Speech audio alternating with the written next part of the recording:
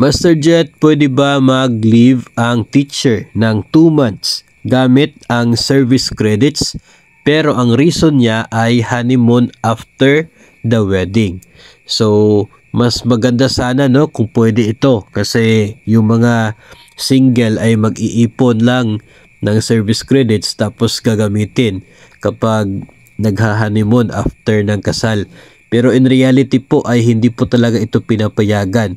No, kasi ito pong service credits po na naiipon ng mga teachers ay intended lamang po yan para sa sick leave. No, so kapag mayroon pong sakit, no, mayroon kang nararamdaman na hindi maganda sa iyong katawan for this day o kaya ay yung mga immediate family mo, no, ay pwede mong sabayan sa pagpapacheck up o kaya ay kinakailangan mong asikasuhin dahil sila ay nagkasakit, then that's the time na pwedeng gamitin itong service credits.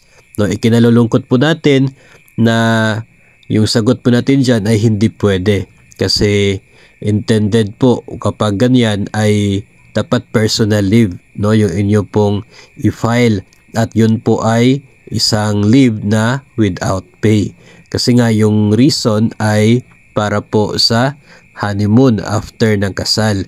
No, tanging illness po yung magiging reason para papayagan kayo na gamitin yung inyo pong service credits at kayo ay nag-leave with pay.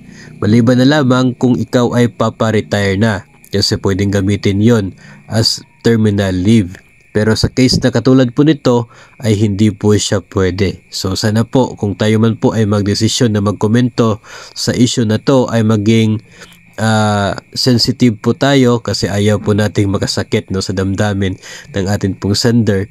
Siya lang naman po ay nagtatanong kung pwede ba. So yung sagot po dyan ay hindi pwede. So if ever po na magha-honeymoon kayo after na kasal ay lamang po no maghingi po kayo ng permission from your head, no, inyong school head o kaya ay from your agency na payagan po kayo na mag-file ng personal leave ng 2 months if that's your case, if that's your plan, para naman po ay magiging legal yung inyo pong pagbabakasyon, no, at wala po tayong kakaharapin na problema. So ang sagot po ay hindi pwede dahil para lamang sa sick leave ang service credits ng mga public school teachers.